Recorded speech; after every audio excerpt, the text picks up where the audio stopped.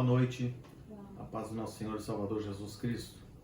Quero falar um pouquinho sobre a importância de nós cuidarmos dos nossos relacionamentos, tratarmos os nossos relacionamentos interpessoais, familiares e principalmente nosso relacionamento conjugal. Afinal de contas, nós fomos criados para nos relacionarmos. Nós fomos criados para estabelecermos conexões essas que nos completam. No princípio de tudo, na sequência da criação, a palavra de Deus diz que Deus criou o homem, soprou em suas narinas e o fez alma vivente. Já no versículo 18 do capítulo 2 do livro de Gênesis, disse Deus: não é bom que o homem esteja só. A partir dessa constatação, Deus cria a mulher, a ajudadora que estaria diante dele.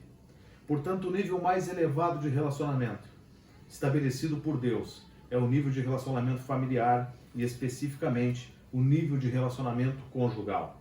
No versículo 24 de Gênesis capítulo 2, a palavra de Deus diz: portanto, deixará o varão seu pai e sua mãe e apegar-se-á à sua mulher. Partindo desse princípio, nós temos que a qualidade do nosso relacionamento conjugal é uma chave poderosíssima para grandes realizações e grandes bênçãos nas nossas vidas. Eu quero ler um versículo que está no livro de Mateus, no capítulo 18, no versículo 19, que diz assim: também vos digo que, se dois de vós concordarem na terra acerca de qualquer coisa que pedirem, isso lhes será feito por meu Pai que está nos céus. Há uma promessa, há um compromisso de Deus. E a chave para conquistarmos grandes bênçãos em todas as áreas está em nos relacionarmos bem. Deus é fiel e poderoso para cumprir aquilo que promete. E nós precisamos conhecer este princípio. É necessário concordar. Que versículo tremendo esse, né? Que tesouro que nós encontramos no versículo 19, onde diz que se pedirmos e concordarmos, assim será feito pelo nosso Pai. Mas para que isso aconteça, né, para que a vontade do Pai seja feita, a gente precisa, em primeiro lugar, concordar. E concordar, eu como contadora, me lembra um contrato, né? Para que o contrato ele seja assinado, ambas as partes devem estar em acordo.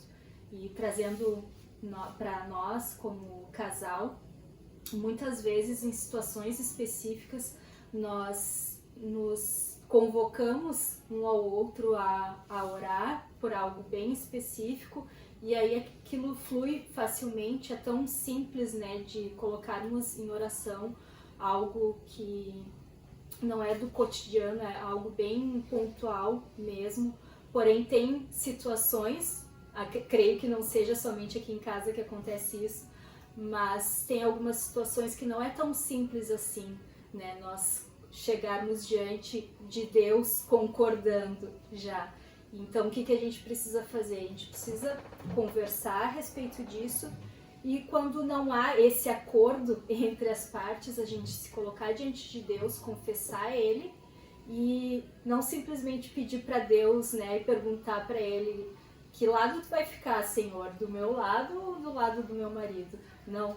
A gente colocar diante dele para que ele possa alinhar as duas vontades e assim então ambos concordarem, né? Com os lábios dizendo sim e com o coração também. E outra situação que aqui diz é sobre orar, né? Que os dois assuntos sobre o qual pedirem. Então isso quer dizer que precisa haver oração. E desde o primeiro momento que a gente conversou a respeito desse versículo, a gente sentiu a necessidade de começar a orar junto como casal. Embora nós já tenhamos o hábito de orar todos os dias antes de dormir, todos reunidos em família, a gente não tinha o hábito de orar entre nós dois por nós, pelas nossas situações, pelo nosso casamento, por todas as áreas em comum e individualmente também. E diante desse versículo a gente percebeu que é indispensável a gente colocar diante de Deus as nossas vontades em comum acordo. E para que isso aconteça a gente precisa conversar a respeito também. Então nós gostaríamos de convidar, em primeiro lugar, aos casais que ainda não fazem isso juntos, convidar a começar a fazer, porque isso é importante, a gente tem uma promessa quando a gente faz isso. E, em segundo lugar, aos casais que já fazem isso, compartilhar conosco, né, qual os frutos que são gerados a partir desse procedimento que é tão simples, mas que é tão benéfico para a vida do casal. Interessante, eu estava estudando aqui esse versículo e a palavra concordarem, ela vem do grego sumfonel. Sumfonel é sum, junto, fonel, parecer. Portanto, é emitirmos um parecer juntos, emitirmos juntos um mesmo parecer. Desta palavra grega surgiu a palavra que nós entendemos aqui na língua portuguesa como sinfonia. E é algo muito interessante para nós meditarmos aqui.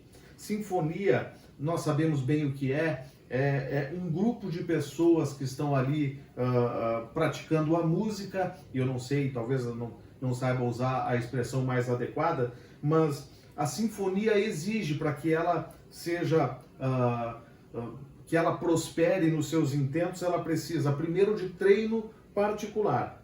Ou seja, o músico ele precisa treinar em casa, ele precisa treinar as suas habilidades, aprimorar as suas habilidades com o instrumento que ele toca. É quando você treina e desenvolve suas habilidades afastado da sua parceira, afastado do seu marido.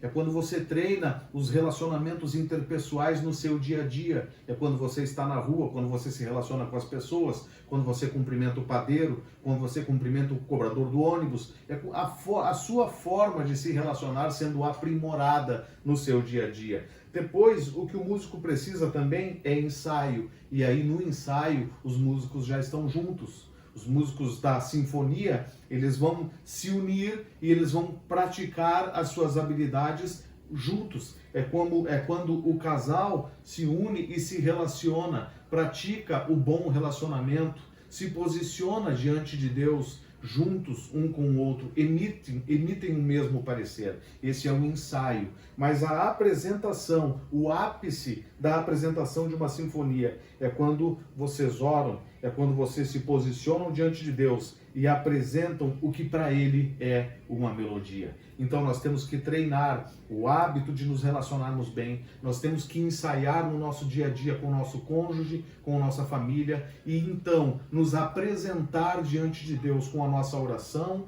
com a nossa concordância, com o nosso clamor a Ele em unidade, porque para Deus é música aos seus ouvidos. Que desta forma o Espírito Santo de Deus possa nos direcionar, o Espírito Santo de Deus possa falar cada vez mais conosco e que nós possamos todos, cada casal, cada família, se manter cada vez mais unida, se manter cada vez mais sintonizada para que possa praticar essa sinfonia diante de Deus. Que Deus nos abençoe.